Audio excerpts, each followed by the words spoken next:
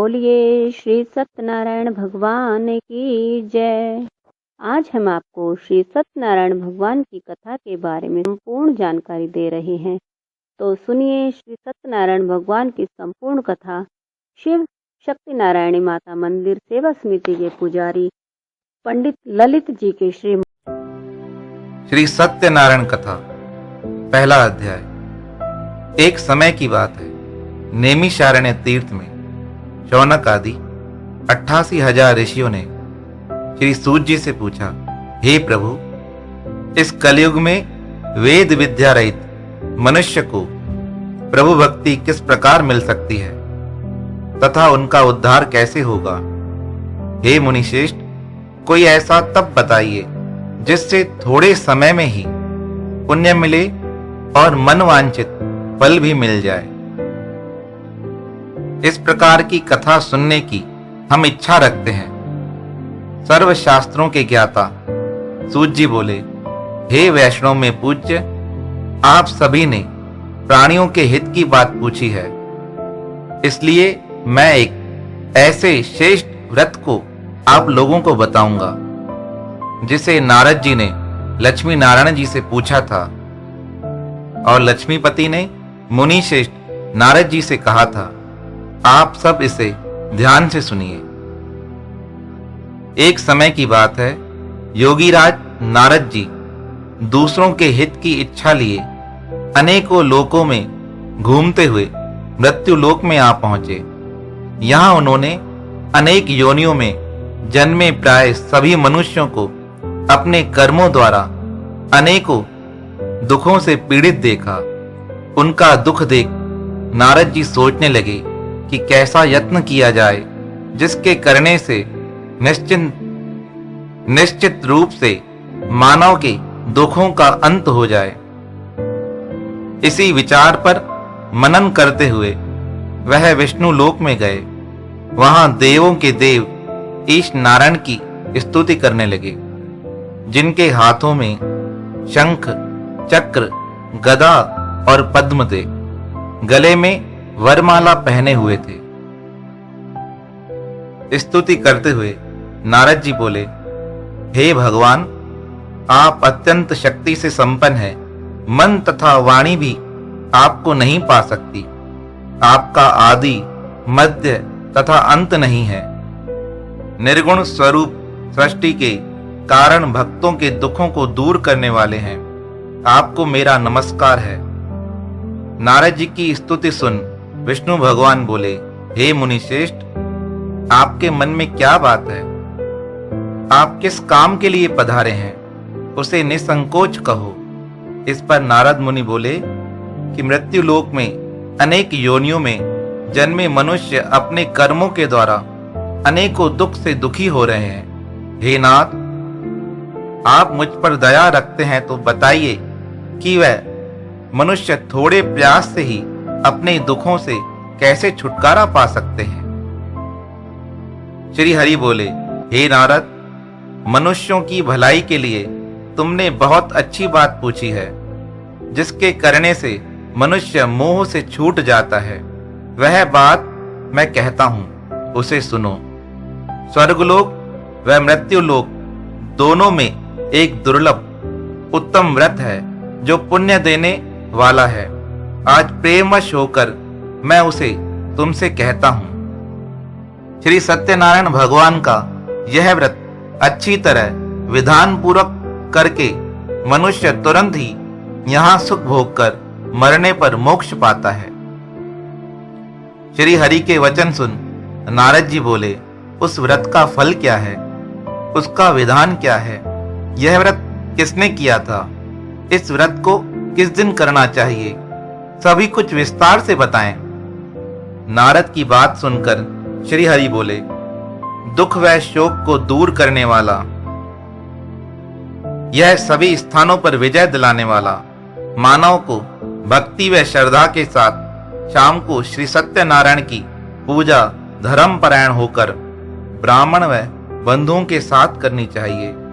भक्ति भाव से ही नैवेद्य, केले का फल, घी, दूध और गेहूं का आटा सवाया ले। गेहूं के स्थान पर साठी का आटा, शक्कर तथा गुड़ लेकर वह सभी भक्षण योग्य पदार्थों को मिलाकर भगवान को भोग लगाए। ब्राह्मण सहित बंधु बांधवों को भी भोजन कराए। उसके बाद स्वयं भोजन करे। भोजन कीर्तन के साथ भगवान की भक्ति में लीन हो जाए। इस तरह सत्यनारायण भगवान का यह व्रत करने पर मनुष्य की सारी इच्छाएं निश्चित रूप से पूरी होती हैं। इस कलिकाल अर्थात कलयुग में मृत्युलोक में मोक्ष का यही एक सरल उपाय बताया गया है। इति श्री सत्यनारायण व्रत कथा का पहला अध्याय संपूर्ण। श्री सत्यनारायण कथा दूसरा अध्याय। सूत जी बोले, हे ऋषियों, जिसने पहले समय में इस व्रत को किया था उसका इतिहास कहता हूं, ध्यान से सुनो।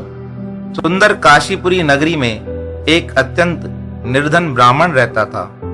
भूख प्यास से परेशान वह धरती पर घूमता रहता था।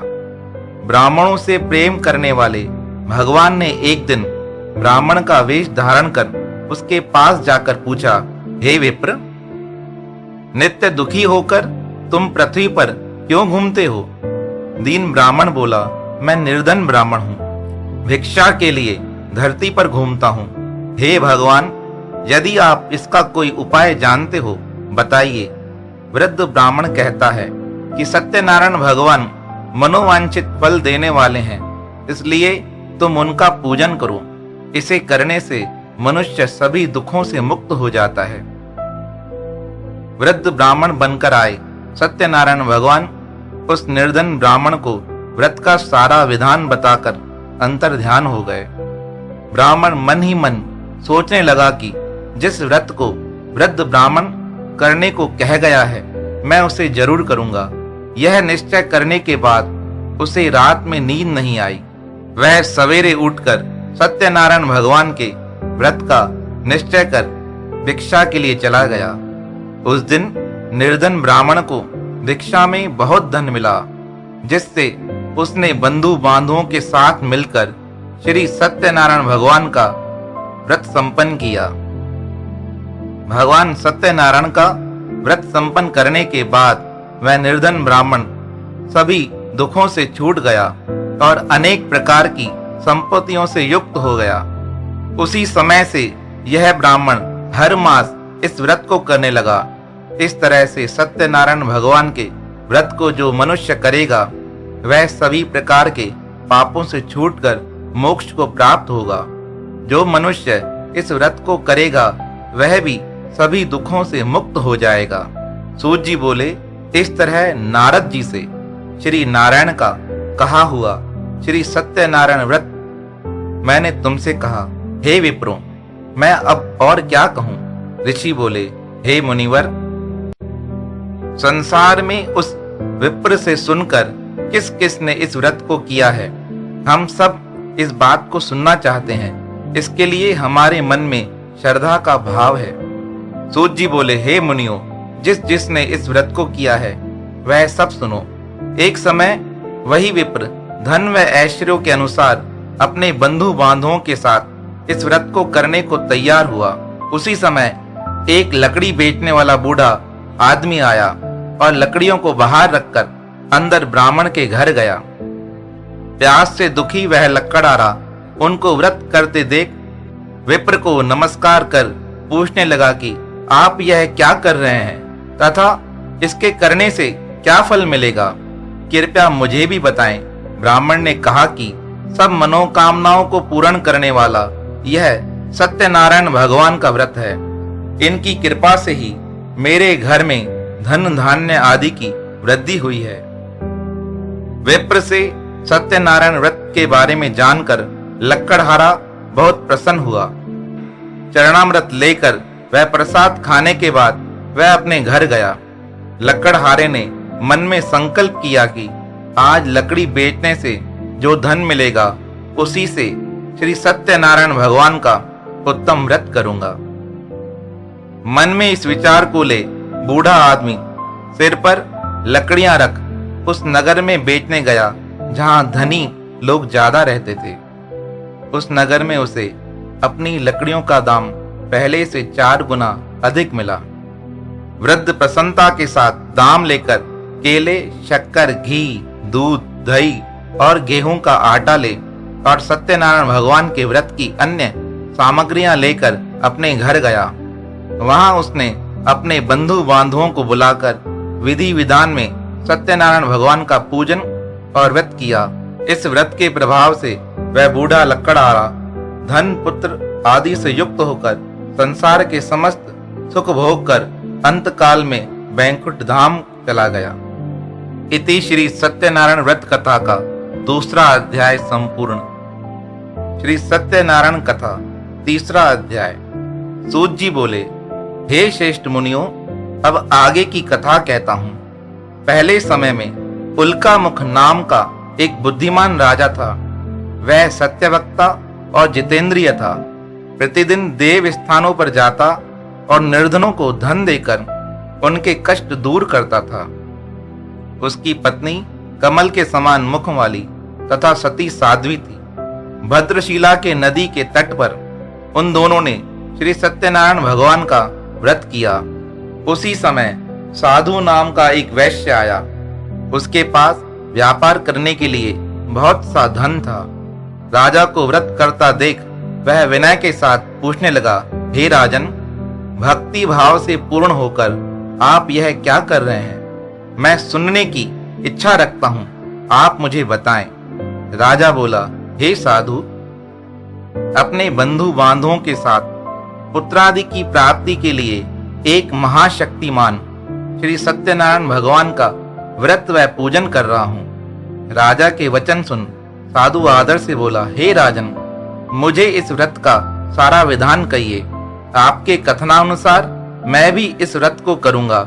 मेरी भी संतान नहीं है और निश्चित रूप से मुझे संतान की प्राप्ति होगी। राजा से व्रत का सारा विधान सुन व्यापार से निवृत्त हो वह अपने घर गया। साधु वैश्य ने अपनी पत्नी को संतान देने वाले इस व्रत का वर्णन कह सुनाया और कहा कि जब मेरी संतान होगी तब मैं इस व्रत को करूंगा। साधु ने इस तरह के वचन अपनी पत्नी लीलावती से कहे। एक दिन लीलावती पति के साथ आनंदित हो संसारिक धर्म में प्रवृत्त होकर सत्यनारायण भगवान की कृपा से गर्भवती हो गई। 10वें महीने में उसके गर्भ से एक सुंदर कन्या ने जन्म लिया।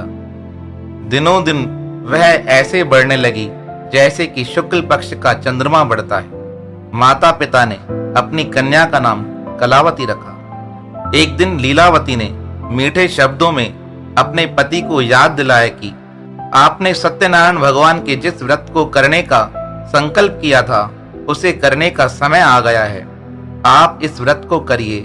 साधु बोला, हे प्रिय, इस व्रत को मैं अपनी पुत्री के विवाह पर करूंगा। इस प्रकार अपनी पत्नी को आश्वासन देकर वह नगर को चला गया। कलावती पिता के घर में वृद्धि को प्राप्त हो गई।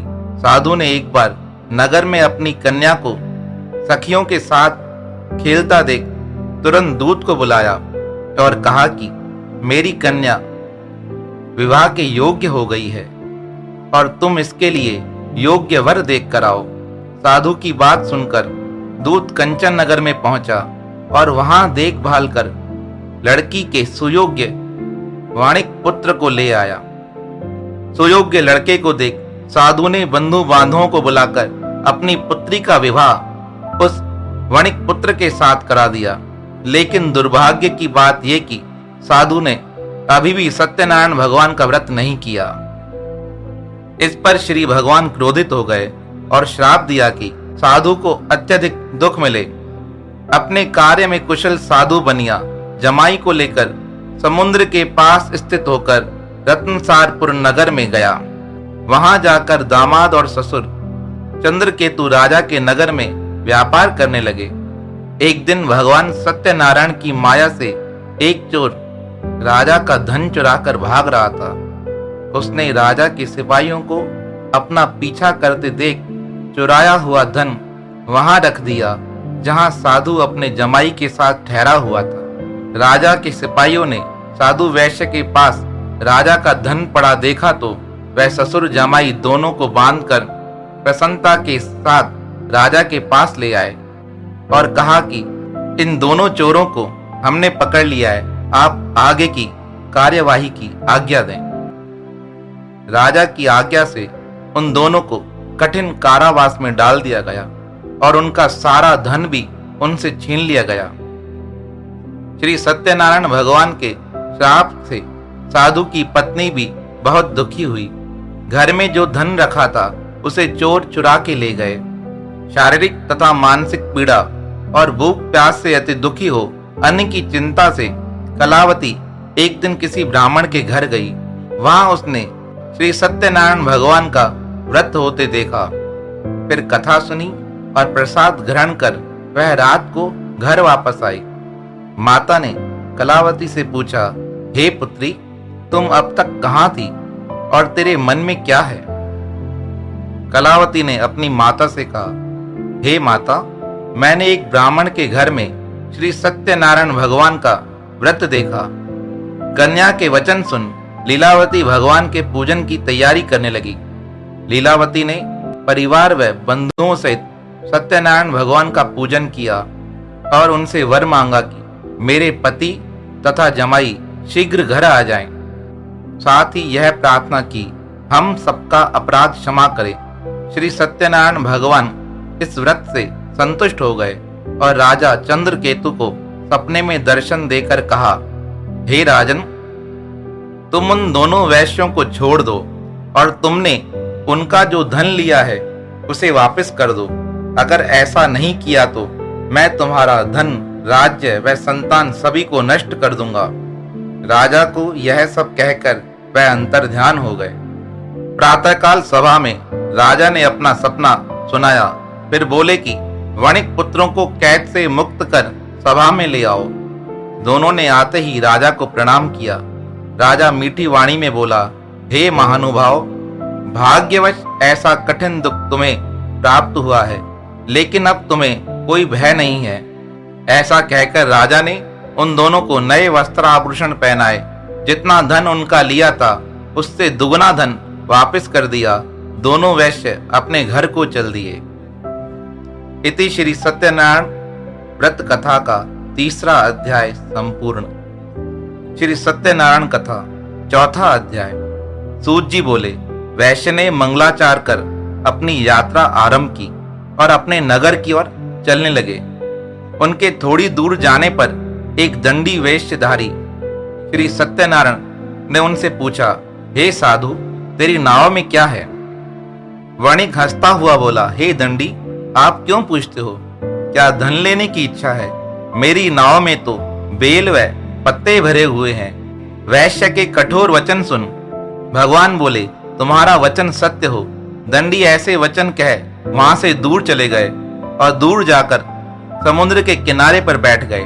दंडी के जाने के बाद साधु वैश्य ने नित्य क्रिया के पश्चात नाव को ऊंची उठते देखकर अचंभा माना और नाव में बेल पत्ते आदि देख वह मूर्छित हो जमीन पर गिर पड़ा। मूर्छा खुलने पर वह अत्यंत शोक में डूब गया।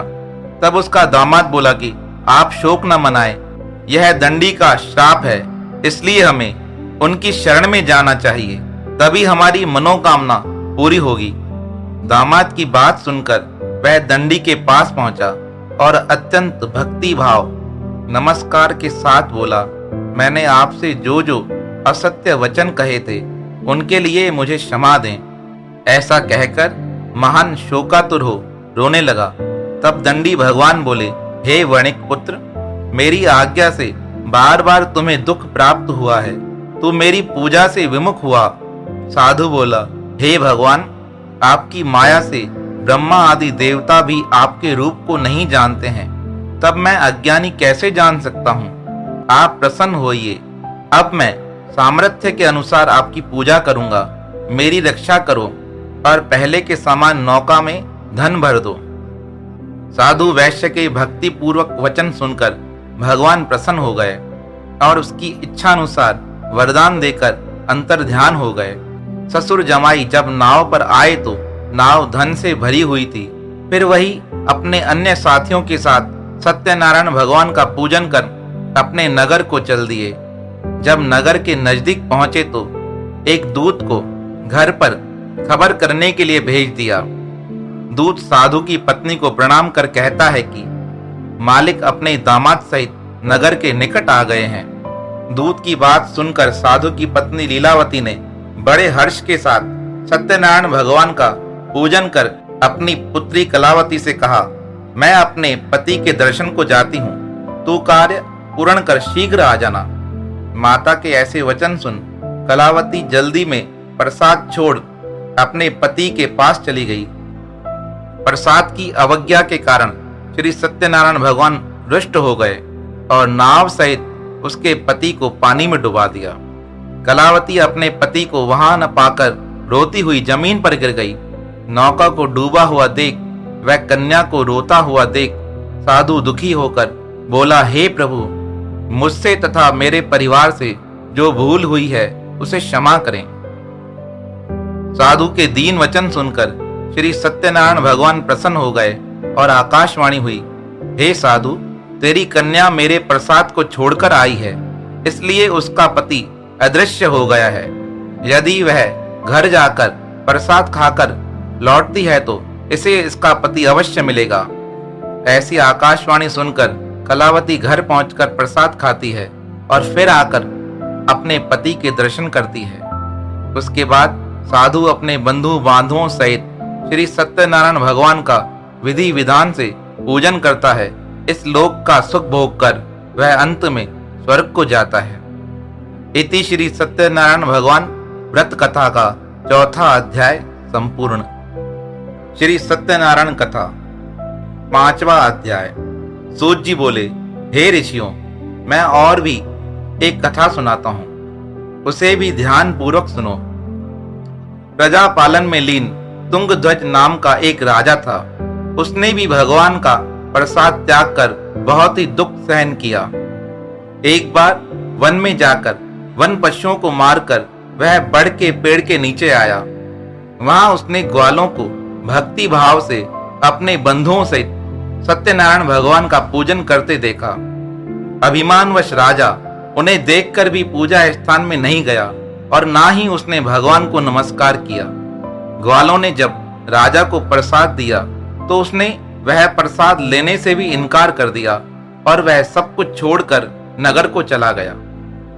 जब राजा नगर में पहुंचा तो वहां सब कुछ तहस नहस हुआ पाया तो वह शीघ्र ही समझ गया यह सब भगवान ने किया है।